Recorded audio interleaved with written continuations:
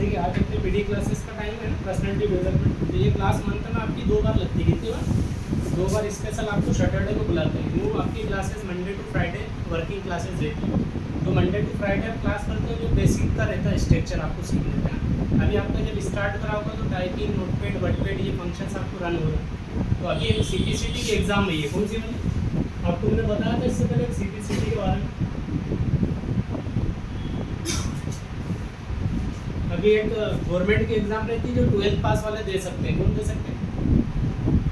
इसमें थोड़ा सा बता देता हूँ। अगर आप इसमें बैठना हो तो इसकी डेट भी आती है।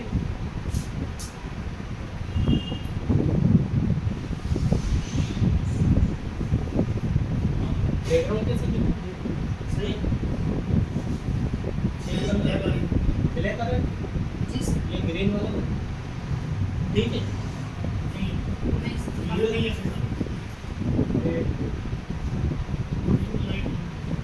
ये वाले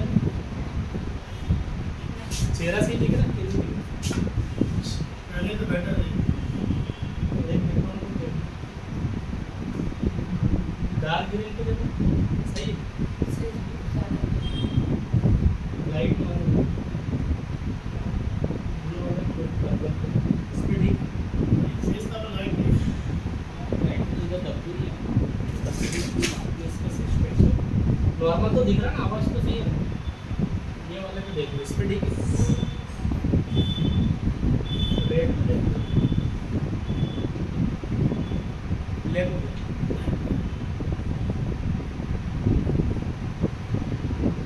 वाइट ठीक है। इसका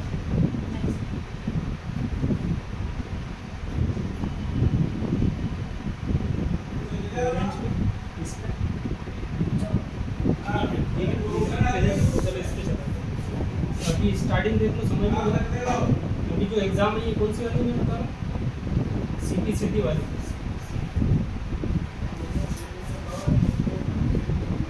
ठीक है। ये 12th बेस एग्जाम है। अगर 12th हो गया तो आपका अभी तारीख 17 तारीख आखिरी लास्ट डेट थी, 17 अगस्त। इसका पेपर आपको रहेगा 5 तारीख, 6 तारीख और 7 तारीख। ये 3 तारीख को पेपर होगा नेक्स्ट मंथ में, सेप्टेम्बर तो होगा। ठीक है। अब ये पेपर इंपॉर्टेंट इसलिए है कि जितने भी कंप्यूटर सीख रहे हैं, जो बेसिक सीख रहे हैं, उनके लिए एग्जाम कंपलसरी एग्जाम है। कैसे एग्जाम? कि आपका अगर 12वीं हो गया तो गवर्नमेंट टेस्ट ले रही है। कौन सी वाली? MP government. वो ये देखती है कि कितने बच्चों को बेसिक भी सही आता है। क्योंकि इसमें 3 पेपर होंगे। कितने पेपर? एक ही दिन में 3 पेपर देना आपको, 1 2 3। 2 पेपर तो कुछ भी नहीं, टाइपिंग का, एक तो हिंदी टाइपिंग का रहता है इसके अंदर, और दूसरा पेपर होता है इंग्लिश टाइपिंग का। कौन सा? और एक पेपर होता है जीके का, जनरल नॉलेज। ऐसे टोटल 3 पेपर एक ही दिन में आपके 2 से 2.5 घंटे का पेपर चलते हैं। ठीक है। अब ये पेपर कौन दे पाएंगे? अभी मैंने बता दिया, जिनका 12th हो गया है वो अभी ऑनलाइन साइबर से फॉर्म भरा रहे हैं। आप 17 तारीख तक ये फॉर्म भर सकते हैं। इसका रिजल्ट भी हाथों हाथ आपको जब एग्ज़ाम दोगे तो उसी दिन पता चल जाता है कि आप पास हो गए। जैसे अपन टाइपिंग चलाते हैं तो आपका स्पीड आती है 10 स्पीड, 20 स्पीड, 25 स्पीड, ऐसे इसमें स्पीड का क्या? आपको हिंदी टाइपिंग में 25 की स्पीड पे पास है, दिक्कत है। और इंग्लिश टाइपिंग पे 30 की स्पीड पे पास है। और जो जीके के क्वेश्चन है वो आपके 75 क्वेश्चन आएंगे। कितने क्वेश्चन? जो आपको पासिंग 38 पे पास रहेगा। कितना? ये आपका पास की कैटेगरी। अगर आपकी इतनी स्पीड आ रही है तो इतने में आप बैठ सकते हैं। अगर 2 एग्जाम होती है, हिंदी इंग्लिश टाइपिंग, अगर आपकी इंग्लिश टाइपिंग है तो भी आप एग्जाम में बैठ सकते हैं। हिंदी के आपको दोनों टाइपिंग चलाना। कोई सी भी अगर एक टाइपिंग है तो आप उसमें एग्जाम में इंटर हो सकते हैं। ठीक है। एग्जाम पूरी ऑनलाइन बेस होती है। कैसी होती है? पूरा टेस्ट आपका ऑनलाइन चलेगा, जिसमें आपको पेपर भी होगा वो भी ऑनलाइन ही रहेगा। बस आपको ये जीके जो है उसका 75, उसमें से 52 क्वेश्चन कंप्यूटर के आएंगे। किसके आएंगे? जो 75 क्वेश्चन है उसमें से 52 तो कंप्यूटर के सवाल रहेंगे, जिसमें आपको basic Word, Excel, PowerPoint के छोटे छोटे सवाल पूछे जाएंगे। तो बाकी के जो सवाल हैं वो 5 नंबर जीके, जैसे नॉर्मल जीके पूछ लेंगे। प्रधानमंत्री कौन है, राष्ट्रपति कौन है, अपने यहाँ के MP के टोटल जिले कितने हैं, डिस्ट्रिक्ट कितनी है MP की, बताओ जरा किसी को पता? MP की टोटल डिस्ट्रिक्ट कितनी है? वो ऑप्शन दे देंगे, वो 50 है कि 52 है कि 58 है कि 55 है, कौन सा का लगाओ? ये देखो यहाँ पे पूरा MP डिस्ट्रिक्ट का चित्र दिख रहा है आपको। ये सारी डिस्ट्रिक्ट अलग अलग है, खंडवा, उमरेली, नरसिंहपुर। ये सारी डिस्ट्रिक्ट कितनी है आपको ये बताना। 4 ऑप्शन दिए उन्होंने आपको कि 50 है, 52 है, 55 है या 58 है। तो आपके 4 ऑप्शन में से आपको टिक करना है। पूरा पेपर ऑब्जेक्टिव होता है, एमसीक्यू बेस्ड पेपर होगा। कैसा होगा? सारे एमसीक्यू आएंगे आपको, बस उसमें से आपको पता है तो राइट और रॉन्ग लगाना है ना। अभी यहाँ पे अपन ने 4 लगाए तो अपन कौन से पे टिक करेंगे जरा बताओ ना। एमपी की कितनी डिस्ट्रिक्ट? एमपी के जिले मतलब अपने आप के जिले कितने टोटल? डिस्ट्रिक्ट मतलब जिले। तो जिले कौन से हैं? जो नक्शा देख रहा हो आप इसके अंदर अलग अलग जिले हैं। टोटल कितने डिस्ट्रिक्ट है वो आपको टिक करना। तो एक नंबर एक क्वेश्चन का रहेगा। कितने नंबर का? अभी बताया मैंने कितने नंबर का पेपर होगा अपना? 75 मार्क्स का। और आपको पासिंग लाना कितने? 38। अगर आपको छोटे छोटे सवाल पता होंगे तो फटाफट आप उत्तर लगाओ, और नहीं पता है तो आपको पता करना पड़ेगा। जैसे अभी इसमें से बताओ कौन सा लगाओगे एग्जैक्टली? 52। और कोई लगाना मतलब कितनी? सवाल बहुत छोटा सा है। अभी डिस्ट्रिक्ट का आपको हर से किसी को पता होना चाहिए कि एमपी के कितने जिले हैं, डिस्ट्रिक्ट कितनी है। तो अपन ने 52 ये था पुराना। अभी अपने 3 नए जिले बन गए। अभी आंसर हो गया कितना? 55। कितना लगाओगे? 55। अभी 3 नए जिले जोड़ दिए। वो जोड़े हैं तो उसको ध्यान रखना कि हर थोड़े थोड़े दिन में कभी कभी क्या होता है, ज़्यादा होते तो जिले बन जाते हैं। जैसे आपने देखा होगा देवास जिला बन गया। पहले देवास तहसील था है ना, पर अभी उसको क्या डिस्ट्रिक्ट बना दिया। तो जैसे जैसे बनते हैं तो आपकी कैटेगरी बढ़ जाती है। तो आपको भी ध्यान रखना कितना अच्छा लगाएंगे अपन? 55। एक और सवाल ले इसके अंदर। अभी उन्होंने पूछा था अपने एमपी के सीएम कौन है, बताओ जरा। सीएम पे क्वेश्चन आया, चीफ मिनिस्टर एमपी कौन है जरा बताओ। मोहन यादव। फट से नाम आया तो आपका 1 नंबर पक गया। पर वो पूछा कहाँ के, तो आपको फिर पता लगाना। नीचे 4-5 शहर के नाम दे देगा, इंदौर, देवास, उज्जैन, कहाँ के। तो आपको कौन सा लगाओ?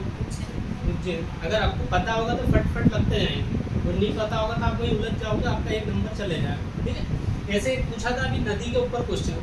एमपी में जो नदियाँ बहती है, बहुत सारी नदी है ना, उनमें से सबसे इम्पोर्टेंट नदी का नाम बताओ कौन सी है अपनी एमपी की,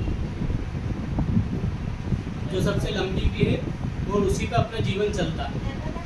हाँ, नर्मदा। कौन सी नदी?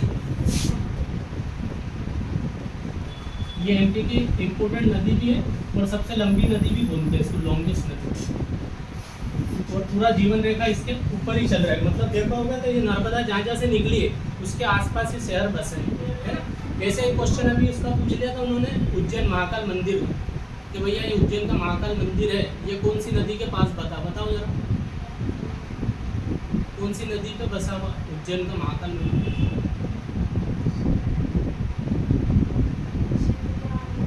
शिप्रा। अगर आपके बीच एक को भी उत्तर पता तो सबको लगना चाहिए। कौन सी नदी है? शिप्रा।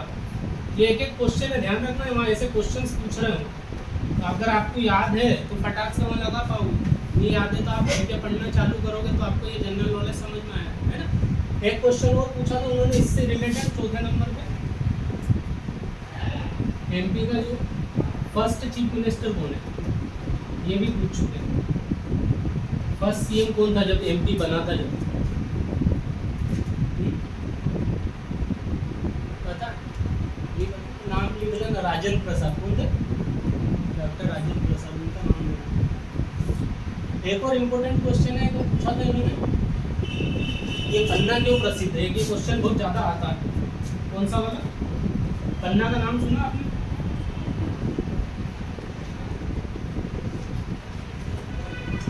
पन्ना बताओ, पन्ना क्या है? पन्ना ये जगह है क्या? देख रहे हो यहाँ पे दिख रही हो कि ऊपर पन्ना करके किसने अपने एमपी के अंदर ही जगह है।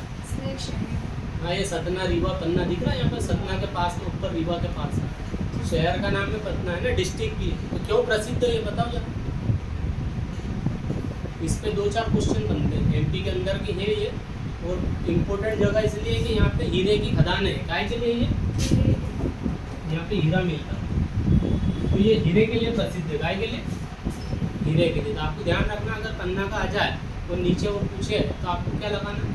हीरे की खदानों की वजह से ये डिस्ट्रिक्ट इम्पोर्टेंट। एक अभी पूछा था उन्होंने, जहाज महल कहाँ है? सबको पता? जहाज महल, ये क्वेश्चन भी बहुत बार आ चुका पेपर में। कौन सा वाला?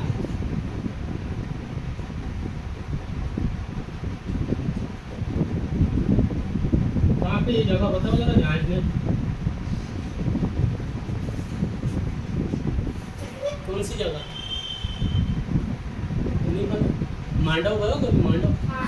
मांडव में ही तो आप जाते हो जहाज महल ऊपर बहुत बड़ा पानी के आसपास बसा हुआ, इसको है ना टापुओं का वो भी बोलते हैं। आसपास जब मांडव के जहाज महल पे जाओगे तो नीचे उन्होंने ऐसा स्ट्रक्चर बनाया था कि वो महल ऐसा लगे कि पानी के ऊपर, वो सारा स्ट्रक्चर है, इसको आपको ध्यान रखना है। यहाँ पे राजा का नाम भी याद रखना, बाज बहादुर। कौन सा है ना, ये वाला आपका नाम भी याद रहेगा कि बाज बहादुर राजा मांडव के थे। और वहाँ पे एक रानी रूपमती महल भी, अब आपको ये भी याद होगा।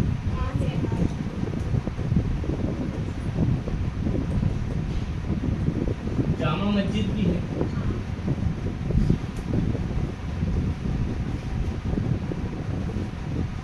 देखो जामा मस्जिद दिल्ली में भी है और अपने यहाँ पे भी बनी हुई मांडव। अगर आपको मालवा की जामा मस्जिद पूछे तो यही भी लगाना है ना।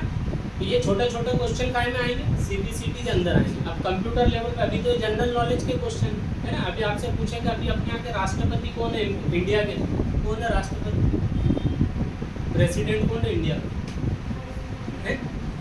नरेंद्र मोदी तो पीएम है। अब आपको ध्यान रखना, राष्ट्रपति पूछा है, एक पीएम होता है और एक अपना सीएम होता है ना, और एक प्रेसिडेंट होता है।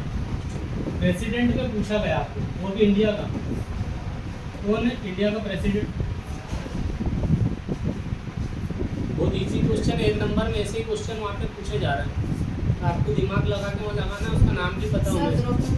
हाँ वो नाम आ गया उधर से, क्या नाम है? द्रौपदी मुर्मू।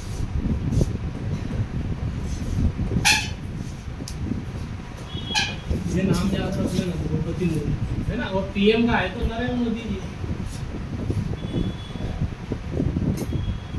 और अपने एमपी के सीएम का पूछे, ये इम्पोर्टेंट है, कौन है? अभी बताया था कौन है?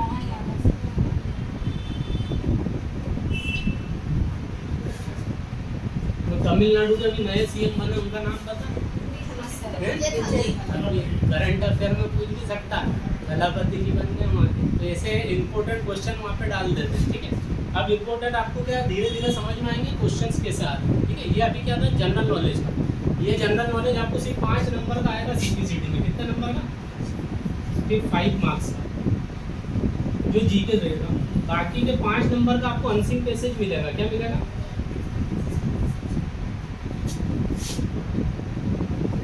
देखा हुआ अनसिंग पैसेज कैसे होता है? तो आपको एक पैराग्राफ देते लिखा हुआ, उसके अंदर से आपको छांटना रहते हैं 5 सवाल। कितने सवाल? 5। वो दे देंगे सवाल भी उसी के अंदर, वही से आपको उत्तर लगा देना, तो 5 नंबर आपके वहाँ से आ जाएगा। तो 5 नंबर का नॉर्मल जीके, तो ये कितना हो गया आपका? 10 नंबर। फिर 5 नंबर का आएगा हिंदी का। हिंदी का अपनों को आती है ना अच्छे से, दिन का रात, रात का दिन, ऐसे उल्टे वर्ड पूछेगा। या आपसे पूछेगा मात्राएं कितनी होती है, स्वर कितने होते हैं, व्यंजन कितने होते हैं। ये पूरा हिंदी का आपका छोटे छोटे क्वेश्चन आएंगे। समास कितने होते हैं, संधि कितने प्रकार की होती है, ये छोटे क्वेश्चन 5 नंबर के पूछे जाते हैं। मतलब आपको हिंदी के 5 सवाल, वो 5 इसके मैथ्स के भी आएंगे, वो 5 आएंगे अपने ये जीके के, वो 5 आएंगे अपने इसके इंग्लिश के। इंग्लिश के भी आ जाते हैं 5, है ना। इसके अलावा रीजनिंग भी 5 कभी कभी पूछ लेता। रीजनिंग समझते कि नहीं समझते? रीजनिंग मतलब कोड लैंग्वेज, कोड लैंग्वेज के सवाल भी वहाँ पे पूछ लेते हैं। जैसे आपसे पूछा कि मैंने पेन को कोई कोड दे दिया, तो उसके बदले दूसरा वर्ड बनाना हो तो आप कैसे बनाओगे? या एक जगह है जहाँ पे 4 जने बैठे हुए सामने, ABCD है ना, और उन्होंने बोला कि डी के पास में बैठा, तो बताओ डी के इधर कौन बैठा, ऐसा करके पूछ लेते हैं। तो आपको पता होना चाहिए, बिठा लो पहले, उसके बाद देख लो कि उसके आसपास कौन बैठा। मतलब लेफ्ट राइट में से क्वेश्चन घुमा के पूछे जाते हैं, ठीक है। या गोले में बैठे 7 जने, ये बी के पास बैठा, बी सी के बगल में बैठा, वो उसके पास बैठा है, और बैठने के बाद आपसे पूछेगा कि ये बंदा किसके पास बैठा हो, तब आपको दिमाग लगा के वहाँ से उत्तर लगाओ। इसको बोलते हैं रीजनिंग। क्या बोलते हैं? रीजनिंग। एक रीजनिंग इंपॉर्टेंट ये भी दे देते हैं कि आप कहीं सब्जी मार्केट में कोई सामान खरीदने, एक सवाल बना के देंगे, उसमें 5 नंबर के सवाल रहेंगे टोटल। कितने? उसमें मैथ्स ऐसे पूछते हैं। एक टॉपिक था कि भैया 100 रुपये के मैंने जाम खरीद लिए, 50 के केली खरीद लिए, फिर मैं आगे गया उधर से करेले खरीद लिए 40 के, ऐसे टोटल मिला के उससे बताओ कितना सामान खरीदा मैं।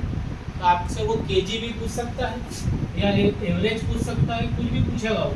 तो आपको वो एवरेज वगैरह निकालना, तो कैसे निकालेंगे? जोड़ लो टोटल और जितने सामान खरीदने उतने पे डिवाइड करो। अगर सपोज करो एवरेज निकालना है, 100 रुपये का मेरा खर्चा हुआ आम पे, 50 रुपये केले पे, 100 रुपये के फिर मैंने वो कोई सा फ्रूट खरीदे, टोटल कितने 3 सामान खरीदे, कितना हो गया जोड़ो 250। एवरेज निकालने के लिए 3 का डिवाइड होगा, 3 का डिवाइड देने पर जो उत्तर आ जाएगा वो आपका आंसर। अगर कोई 4 चीज़ खरीद रहा है तो 4 का डिवाइड लगा दो, 5 खरीद रहे तो 5 का, मतलब जो भी टोटल बनेगा उसमें उतने का डिवाइड लगाने पे एवरेज आ जाता है। फिर वो पूछेगा टोटल खर्चा कितना हुआ, सामने ही दिख रहे टोटल 250 हुआ है ना। और अगर वो 1000 रुपये रख के ले गया था तो वो पूछेगा बचे हुए कितने पैसे, कितने बचे अपने पास,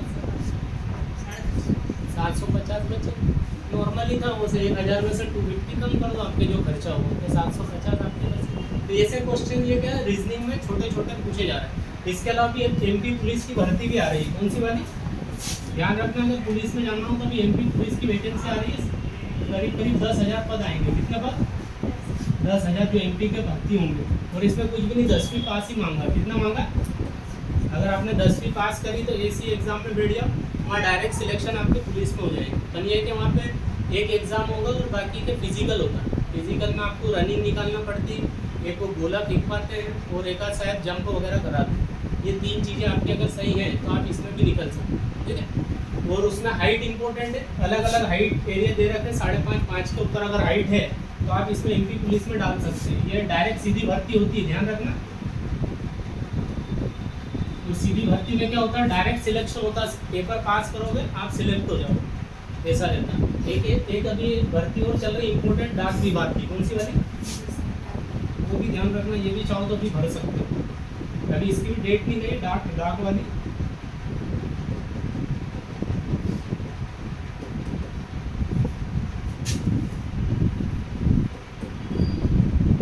देखो डाक विभाग में भरना इंपॉर्टेंट है, ये सेंट्रल गवर्नमेंट की नौकरी है, कौन सी वाली,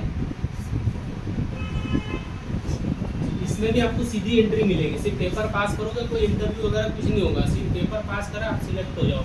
तो इसके तो कितने पद है, 32,000 पद निकले, कितने पद, 32,000 लोगों की भर्ती हो रही डाक विभाग में। और काम कुछ भी नहीं है, बैठे बैठे वो खाते खोलते हैं ना, डाक कभी गया पोस्ट ऑफिस, वहाँ जो बैठी रहते हैं मैडम में वो खाते खुलवाती रहती है, वही काम रहता है। और सैलरी भी आपकी 30,000 से स्टार्ट होती है, कितने से, और जो सैलरी जाती है करीब करीब 1,10,000 के आसपास, कितनी सैलरी है इसके अंदर, वो आपकी मार्कशीट के ऊपर भी डिपेंड करता है कि आप कितने पढ़ो।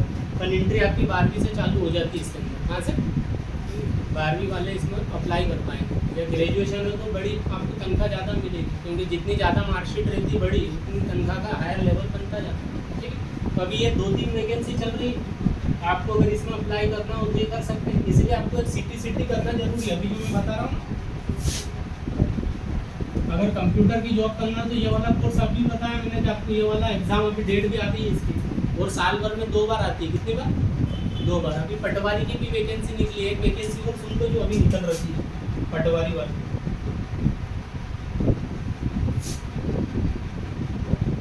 इसमें भी करीब 2100 पद आए बड़े बड़े, 2100 पद है। और इसकी लास्ट डेट है कि अभी 18 तारीख, 17-18 तारीख लास्ट है, 18 अगस्त। फॉर्म भरना चालू हो गया, 500 से इसका फॉर्म डलता, आप 500 रुपये दे के फॉर्म भर सकते हैं इसके अंदर। और एग्ज़ाम रहेगी 22/9/2026 को। इसके अंदर आपको 200 क्वेश्चन का पेपर होगा, कितने सवाल का, 200 सवाल आएंगे, 2 से 3 घंटे का टाइम रहेगा सवाल करने का। ये भी डायरेक्ट भर्ती, और इसके अंदर भी आपको बहुत अच्छी देखने को मिलेगी, अधिकारी लेवल की पोस्ट है इसमें। और इसके एज क्राइटेरिया आप चाहो तो 12वीं वाले भी भर सकते हैं, BCom वाले भी भर सकते हैं, या ग्रेजुएशन है आपका किसी भी सब्जेक्ट में तो ये डल जाएगी। और कुछ पद ऐसे हैं जिसके अंदर आपको CPCT, DCA, PGDCA भी मांगा है, क्या मांगा है, या तो आपके पास DCA हो या PGDCA हो। हाँ, ये वाली एग्ज़ाम ये लगता है 1 साल का डिप्लोमा बन गया, और साथ में अगर CPCT हो तो बहुत अच्छा है। ये इसकी क्राइटेरिया रहते हैं भरने के, अगर ये आपके पास है तो ही फॉर्म डलते हैं, अगर फॉर्म भरने जाओगे और नहीं है तो आपका कुछ फॉर्म डलेगा नहीं, ठीक है। पर पुलिस के अंदर तो अभी भर सकते हो, उसमें कुछ भी नहीं मांगा, 10वीं मांगा। अगर आपको पुलिस के अंदर एंट्री लेना हो, और अच्छी वैकेंसी इसलिए है क्योंकि पद बहुत सारे हैं, 10,000 लोग में भर्ती करते हैं तो चांस रहते हैं निकलने के, जिसमें से 3,000 तो लड़कियों की पद है, कितने पद, जिसमें 3,000 लड़की और 7,000 लड़कों की भर्ती होगी उसमें। जैसे कैटेगरी बटी हुई है, उनकी कैटेगरी पे वो सिलेक्ट होगा, ठीक है। अब निकलती कैसे है ये जॉब्स, आपको तैयारी करना पड़ेगी, मैंने पहले ही बता दिया, बिना तैयारी के तो कुछ नहीं। अभी अपन ने जो जीके देखा, नॉर्मल जीके देखा, ऐसे आपको जीके के क्वेश्चन सोल्व करते जाना है, जितने सवाल आते जाए करते जाओ। और इसकी मार्केट में बुक्स आती है 100-200 रुपये, वो आराम से लाओ, जीके की पढ़ना चालू करो तो आपका नॉलेज भी बढ़ना चालू हो। ठीक है, अभी एक इम्पोर्टेंट और लास्ट जो है कंप्यूटर का, आगे यहाँ तक समझ में। अभी कौन कौन सी मैंने बता दी, 3 जॉब बताई अभी, एक तो सीपीसीटी बताया मैंने ना, दूसरा अभी ये सब ओपन है, ध्यान रखना, अभी इनकी तारीख चल रही, लास्ट डेट इसकी 17 है, 17/8। और एक अभी बताई मैंने डाक विभाग वाली तुमको, इसके 18 तारीख आखिरी। और एक अपन एमपी पुलिस, इसके अभी नवंबर में फॉर्म भराएंगे, कब भराएंगे अभी नहीं भरा था, नवंबर में स्टार्ट होगी। और चौथी अपन ने एयरपोर्ट की कौन सी दी, एक ये वाली पंचायत अधिकारी,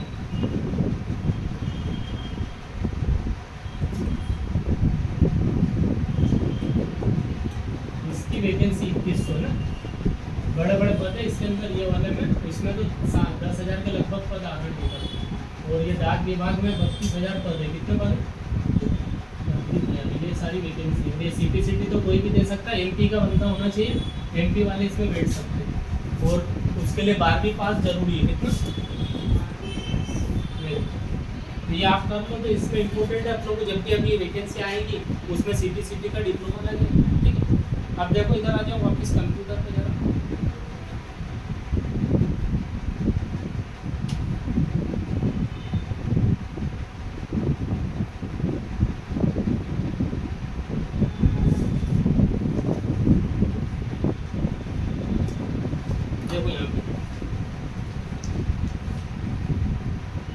एमएस वर्ड अपन ने चलाया, अभी चालू हो गया तुम्हारा वर्ड, एमएस ऑफिस जिसको बोलते हैं। तो इसके अंदर देखो शॉर्टकट कीज पूछी जाती है, क्या पूछी जाती है, शॉर्टकट की। आपको मैंने बताया कि शॉर्टकट की जितनी ज़्यादा याद रखोगे उतने ज़्यादा आपको समझ में आएगा, है ना। तो कुछ शॉर्टकट की मैं यहाँ लिख देता हूँ, थोड़ी साइज बढ़ा दी, अगर आपको याद हो तो मुझे बताना। एक तो ये सबसे इम्पोर्टेंट शॉर्टकट की आती है, पूछते हैं CTRL के नाम से आती है, CTRL+B कमांड। कौन सी कमांड है ये बी वाली, बताओ जरा क्या होता है CTRL+B से, होल्ड होता है, इधर बीच में कर देता हूँ, अब दिख रहे हैं। अपन क्या लिख देंगे, होल्ड कमांड। ठीक है, दूसरी कमांड एक और पूछते हैं CTRL+E बटन, जो पेपर में आता है ज़्यादातर, ई पूछते हैं, क्या लगता है ई से, बताओ देखो मत ऐसे ही बताओ सोच के, CTRL+E, ई कमांड से क्या बनता है, ई ज़्यादा पूछते हैं क्योंकि इसका कोई आपको एग्जैक्ट पता नहीं रहता, इसलिए ज़्यादा पूछी जाती है। ई का तो समझ में आ गया कि बी से बोल्ड बन जाएगा, 4 ऑप्शन नीचे दिखेंगे तो आप लगा दोगे बोल्ड, इटैलिक, अंडरलाइन। पर यहाँ पे ई का आप क्या लगाओ, ई का बनता है सेंटर अलाइनमेंट, क्या बनता है ये याद रखना, सेंटर अलाइनमेंट।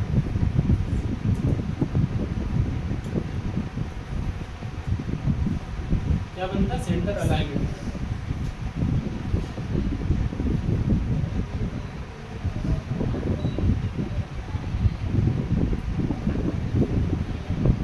देखो 2 कमांड हो गई, एक और कमांड जो पेपर में आती है कंट्रोल के साथ वी बटन।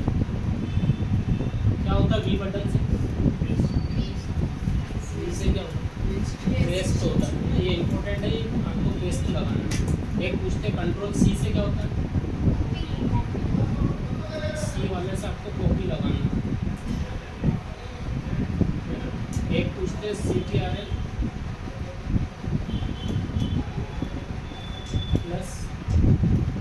बटन, क्या होता है बी से,